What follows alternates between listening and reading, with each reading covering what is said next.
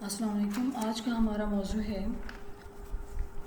مسلمانوں کے امن کے وقت برصغیر کی تعلیمی حالت۔ مسلمانوں کی امن کے وقت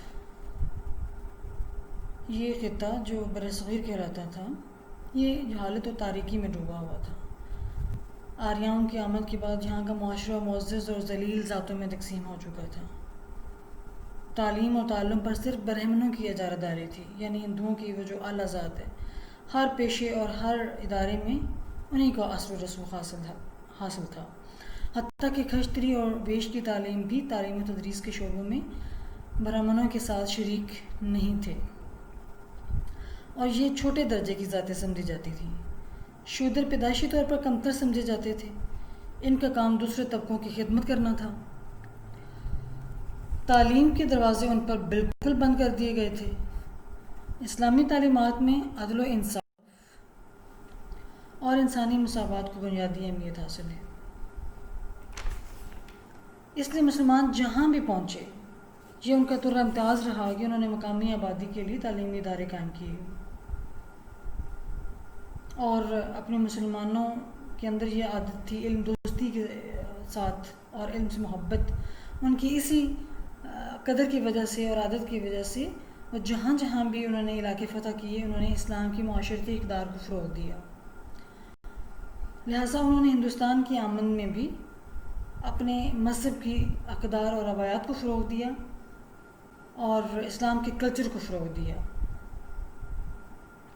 یہاں تک کہ یہاں اسلام کے عمومی تصور کا فلسفہ رائج کیا گیا۔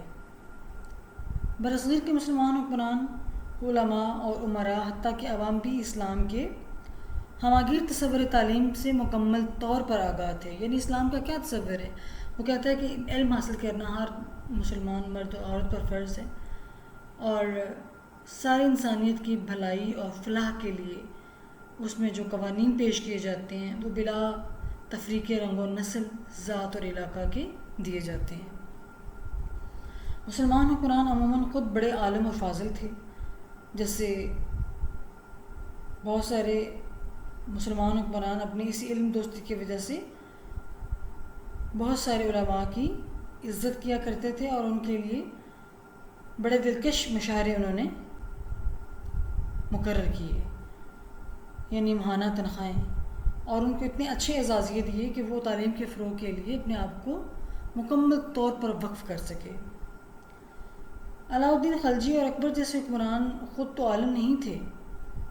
لیکن وہ تعلیم کے فروغ میں بہت فراخ دل تھے، اور بڑی وسعت نظری سے انہوں نے کام لیا۔ تعلیم کی اشاعت کے لیے انہوں نے مساجد بھی تعمیر کروائیں، مختلف مدارس تعمیر کروائے، اور انہوں نے اساتذہ اور طلباء کے لیے وظائف مقرر کیے،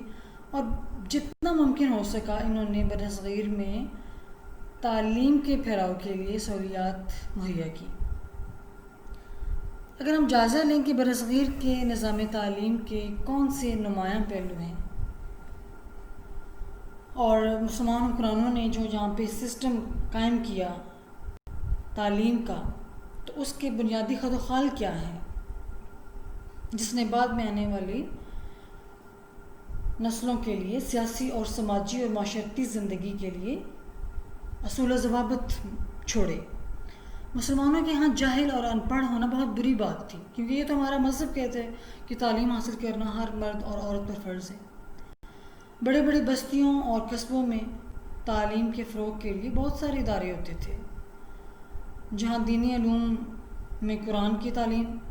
لازمی مضمون کی حیثیت سے دی جاتی تھی۔ اس کے بعد قرآن کو سمجھنے کے لیے اس سے متعلقہ مضامین جیسے حدیث اور فقہ کے علاوہ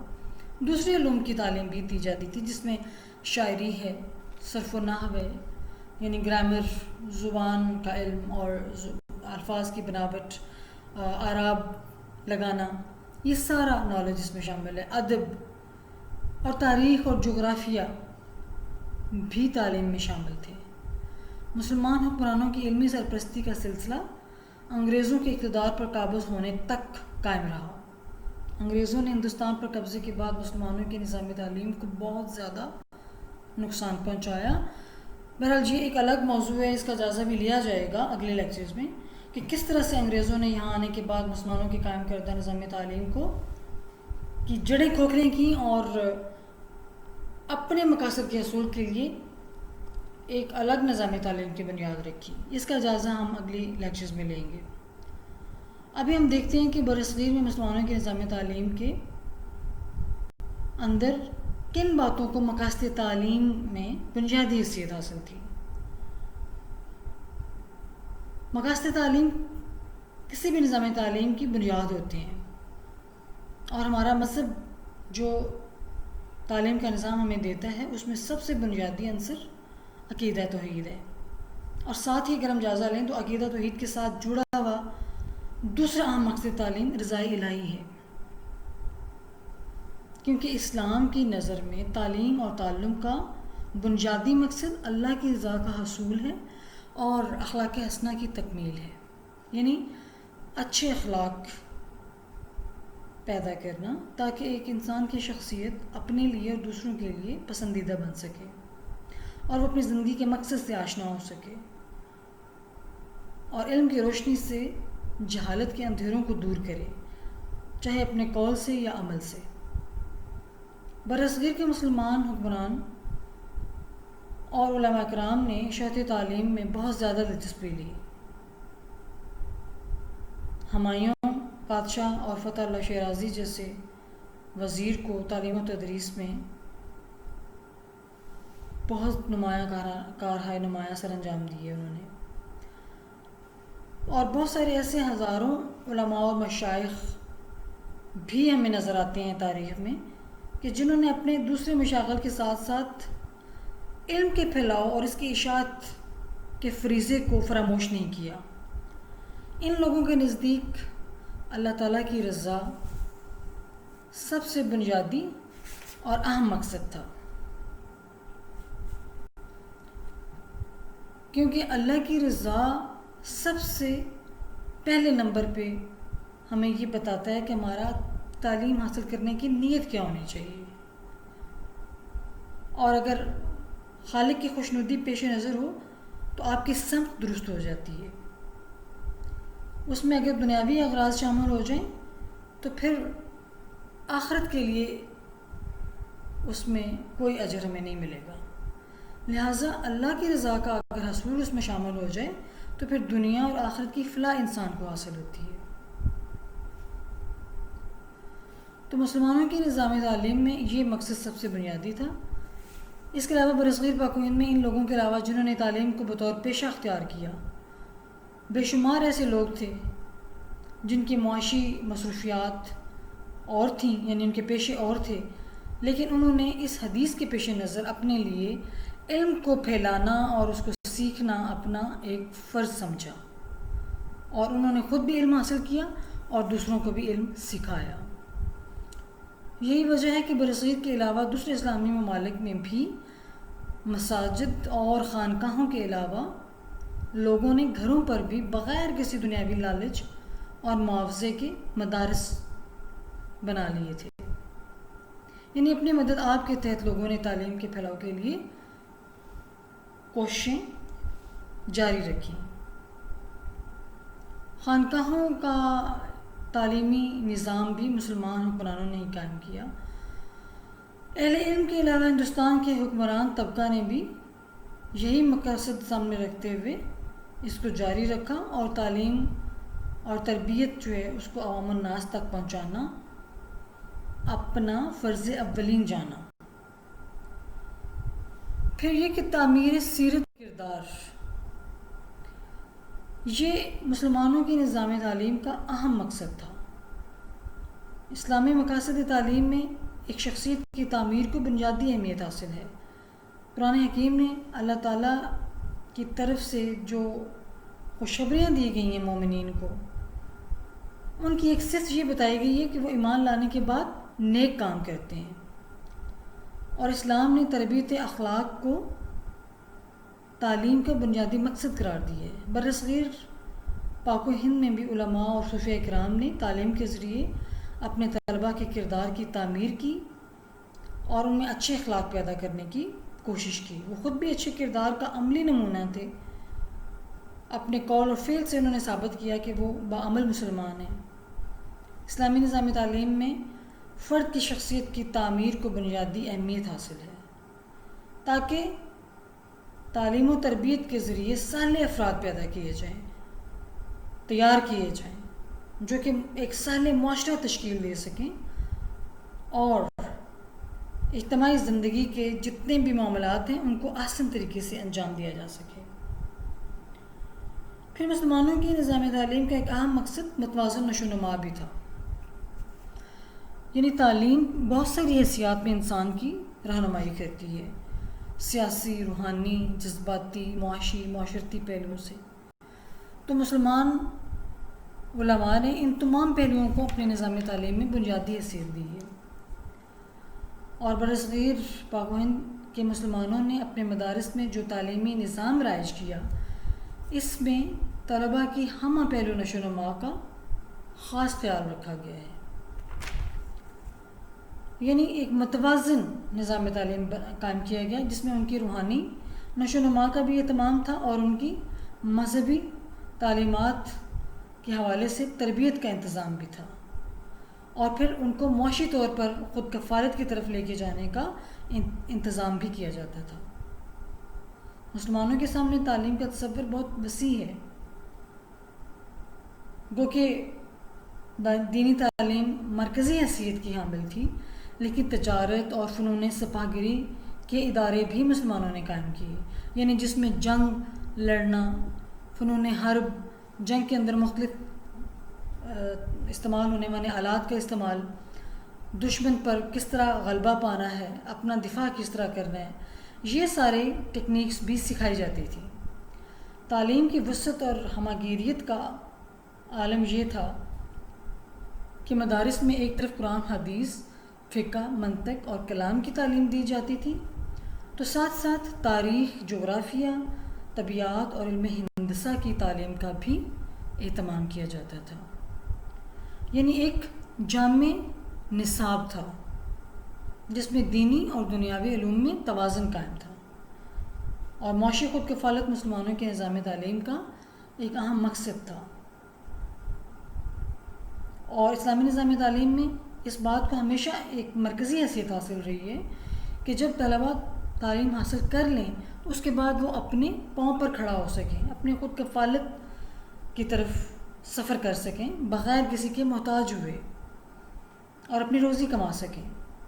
برصغیر کے نظام تعلیم میں ایسے فنون بھی شامل تھے جو طالب علم کی خود کفالت کے ضامن سمجھے جاتے تھے، جیسے خطاطی سکھائی جاتی تھی، کتابت سکھائی جاتی تھی یعنی کیلیگرافی، اور لکھنا، کتابت یعنی کتابوں کے لکھنے کا فن، جلد سازی۔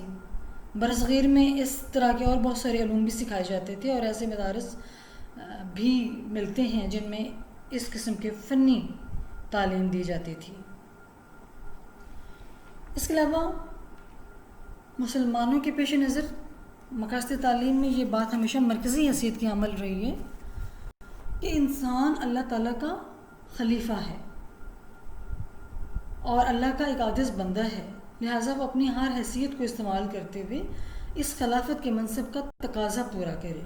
اور اس کے لیے اس کو احکام خداوندی کو جاننے کی ضرورت ہے، اور ساتھ ساتھ اطاعت رسول صلی اللہ علیہ وآلہ وسلم کو بھی اپنانے کی ضرورت ہے،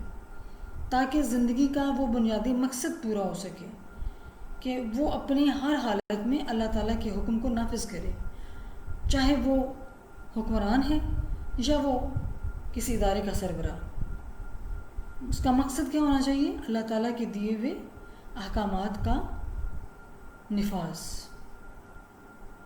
اور تعلیم انسان کو اس مقصد کی ادائیگی کے لیے تیار کرتی ہے۔ اب ہم دیکھتے ہیں کہ نصاب تعلیم میں کیا مضامین شامل تھے۔ ابتداء میں اسلامی مدارس کے نصاب میں قرآن حکیم کو ہمیشہ سے مرکزی حیثیت حاصل رہی، یہ لازمی سبجیکٹ تھا۔ اس کے علاوہ بھی بہت سارے علوم شامل تھے جو کہ دینی علوم کے اندر آپشنل علوم کا درجہ رکھتے تھے، جس میں تفسیر ہے، حدیث ہے، فقہ یعنی اسلامی قانون کا علم، یہ اسلامی نظام تعلیم کا ہمیشہ سے حصہ رہے ہیں، جبکہ دیگر علوم میں حساب، طب یعنی میڈیسن، نجوم اور زراعت وغیرہ کی تحصیل اختیاری مضامین میں آتی تھی، یعنی ہر کوئی اس کو اپنی اپنی ضرورت اور دلچسپی کے تحت اختیار کر سکتا تھا۔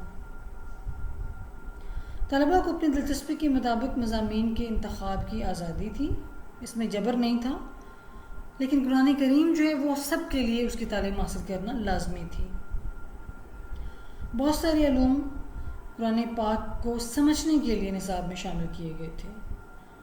اور اللہ تعالیٰ نے قرآن پاک میں ہمیں یہ بہت دفعہ کہا ہے کہ ہم کائنات میں غور و فکر کریں۔ مشاہدہ فی الکائنات کی تاکید کی گئی ہے، تو اس لحاظ سے ہمیں یہ پتہ چلتا ہے کہ اللہ تعالیٰ انسان کو اپنی عقل استعمال کرنے کی طرف توجہ دلوا رہے ہیں، اور اس سے سائنسی علوم کو ترقی ملی، اور یوں بہت سارے سائنسی علوم بھی نصاب کا حصہ بنے۔ قرآن پر بہت سارے غیر مسلم علماء اور اسکالرز نے اعتراضات کیے، اور ان کا جواب دینے کے لیے بہت سارے فلسفیانہ علوم جو ہیں وہ نصاب میں شامل کیے گئے ہیں، جس میں ایک ایسے علم وجود میں آیا جس کو علم الکلام کا نام دیا جاتا ہے۔ اسلام میں معرفت نفس کی بہت تاکید کی گئی ہے، یعنی اپنے آپ کو انسان پہچانے، اپنی خوبیوں، اپنی خامیوں، اپنی لمیٹیشنز، یعنی جو کام کر سکتا ہے، جو نہیں کر سکتا، جو قدرت اس کو دی گئی ہے اور جہاں پہ وہ مجبور ہے، ان چیزوں سے وہ مکمل طور پر آگاہ ہو، اپنے نفس کے شر سے وہ آگاہ ہو تاکہ اس سے بچنے کے لیے کوشش کر سکے۔ تو اس طرح علم نفسیات کا مضمون تعلیم میں شامل کیا گیا۔ قرآن پاک کو سمجھنے کے لیے عربی زبان و ادب بھی نصاب میں شامل کیے گئے، تو عربی زبان کا سیکھنا اس لحاظ سے ضروری ہے مسلمانوں کے لیے تاکہ وہ قرآن کو سمجھ سکیں۔ برصغیر کے نصابی تعلیم میں بھی وقت کے ساتھ ساتھ بہت ساری تبدیلیاں ہوتی رہی ہیں۔ ہم دیکھتے ہیں کہ مختلف سٹیجز پہ کون کون سا نصاب شامل تھا۔ ابتدائی تعلیم کے نصاب کا جائزہ لیا جائے تو اس میں معمولی لکھنا پڑھنا اور ابتدائی حساب سکھایا جاتا تھا۔ اس کے علاوہ اسلام کے وہ ابتدائی اصول بھی بتائے اور یاد کروائے جاتے تھے جو کہ ہر ایک کے لیے جاننا ضروری ہیں، اور اس دور میں چونکہ مسلمانوں کے عوام کی زبان فارسی تھی، فارسی لوگ بولتے تھے، اس لیے مکاتب کے اندر، یعنی جو ادارے مساجد میں یا مساجد سے الگ ابتدائی تعلیم کے لیے قائم تھے، اس میں جو ذریعہ تعلیم ہے وہ فارسی زبان تھی۔ ابتدائی تعلیم کے نصاب کا لازمی جزو اللہ تعالیٰ کی کتاب تھی۔ اس کے علاوہ فارسی کی اور بہت ساری کتابیں بھی پڑھائی جاتی تھیں جن کا ادب میں کے حوالے سے خاص مقام ہے، جس میں سعدی شیرازی کی کتابیں شامل نصاب تھیں، گلستان اور بوستان، اور ان مکاتب میں مسلمان اور غیر مسلمان لڑکے اور لڑکیاں اکٹھے تعلیم حاصل کرتے تھے۔ قرآن مجید کی تعلیم مسلمان طلباء کے لیے لازمی تھی، لیکن ابتدائی تعلیم کی مدت کوئی مقرر نہیں تھی۔ جب یہ نصاب مکمل ہو جاتا تو طالب علم کو اگلے درجے میں ترقی دی جاتی تھی تاکہ وہ اگلی کلاس میں اگلے درجے کے مضامین پڑھ سکے، اور اگلا درجہ تھا ثانوی تعلیم۔ اس میں زبان و ادب کی تعلیم دی جاتی تھی، اور اس کے علاوہ ضروریات زندگی کو پورا کرنے کے لیے جو مضامین حاصل کرنا، جن کی تعلیم حاصل کرنا اور جن فنون کی مہارت حاصل کرنا ضروری تھا، وہ علوم و فنون سکھائے جاتے تھے، اور دفتری اور قانونی امور کی تعلیم بھی نصاب میں شامل تھی، جس طرح یہ کتابت ہے یا جلد سازی ہے، خطاطی ہے، اس طرح کے فنون سکھائے جاتے تھے، اور نصاب کے اندر ادب اور انشاء، حساب، تاریخ، اخلاقیات، فقہ اور خوش نویسی کی تعلیم دی جاتی تھی۔ ثانوی سطح پر ذریعہ تعلیم فارسی زبان تھی، لیکن عربی زبان و ادب ایک مضمون کی حیثیت سے شامل تھی، اور جو طالب علم اعلیٰ تعلیم حاصل کرنا چاہتے تھے وہ عربی زبان و ادب کو ضرور پڑھتے تھے تاکہ آگے چل کر انہیں کوئی مشکل محسوس نہ ہو۔ ثانوی زبان کے بعد طلباء اعلیٰ تعلیم میں جانے کے لیے اختیار رکھتے تھے۔ وہ چاہتے تو ثانوی تعلیم کے بعد کسی ملازمت میں داخل ہو جاتے اور کسی پیشے کو اختیار کر کے اپنی عملی زندگی کا آغاز کر دیتے تھے، یا پھر آگے تعلیم کے لیے اعلیٰ تعلیم کے نصاب پڑھنے کے لیے وہ کسی مدرسے میں داخل ہو جاتے تھے۔ اعلیٰ تعلیم کے نصاب میں عربی زبان و ادب، تفسیر، حدیث، فقہ، اصول فقہ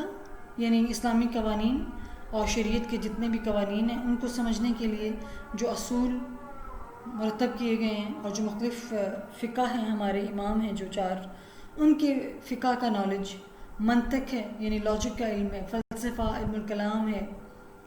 تصوف ہے اور علم حیت وغیرہ، یہ سب مضامین اعلیٰ تعلیم کے اندر ہوتے تھے اور ان کو مزید ڈیٹیل کے ساتھ پڑھایا جاتا تھا۔ تصوف کا علم یعنی اللہ تعالیٰ کے آگے آپ نے اپنے آپ کو کس طرح سے اپنے عاجزی اور ابدیت کے ساتھ سرنڈر کر دینا ہے، اپنے آپ کو پیش کر دینا ہے، کیونکہ انسان ایک عاجز محض مخلوق ہے، اور تصوف اس کو یہ سکھاتا ہے کہ صرف اور صرف خالق کی قدرت اور اس کا فضل ہی اس کو لے کے چل رہا ہوتا ہے۔ اور تصوف کی تعلیم حاصل کرنے والے علماء بہت اعلیٰ اخلاق کے حامل ہوتے ہیں، اور ان کے اخلاق میں نرمی اور عاجزی آ جاتی ہے۔ وہ لوگوں کو اگر دین کی طرف بلاتے ہیں تو ان کے لہجے میں حاکمانہ رعب اور دبدبہ نہیں ہوتا، بلکہ عاجزی ہوتی ہے اور نصیحت کا انداز ہوتا ہے۔ اعلیٰ سطح پر عربی کو ذریعہ تعلیم کے طور پر استعمال کیا جاتا تھا۔ اعلیٰ تعلیم کے بعد طلبہ اپنی قابلیت کے مطابق پیشہ اختیار کر سکتے تھے، وہ چاہیں تو قاضی بن سکتے تھے کسی عدالت میں، یعنی جج فائز ہو سکتے تھے، یا مختلف عہدے حاصل کر سکتے تھے شاہی دربار کے اندر۔ لیکن درس و تدریس کا پیشہ اختیار کرنے والے سب سے زیادہ معزز سمجھے جاتے تھے۔ اس دور میں ایک ٹیچر ہونا، ایک معلم ہونا سب سے زیادہ باعث شرف تھا۔ اعلیٰ تعلیم کے بعد پھر اور مسلمانوں کے ادوار شروع ہوتے ہیں جس میں تعلیم کے اندر اور تبدیلیاں آئیں، ان کا جائزہ انشاءاللہ اگلے لیکچرز میں ہم لیں گے۔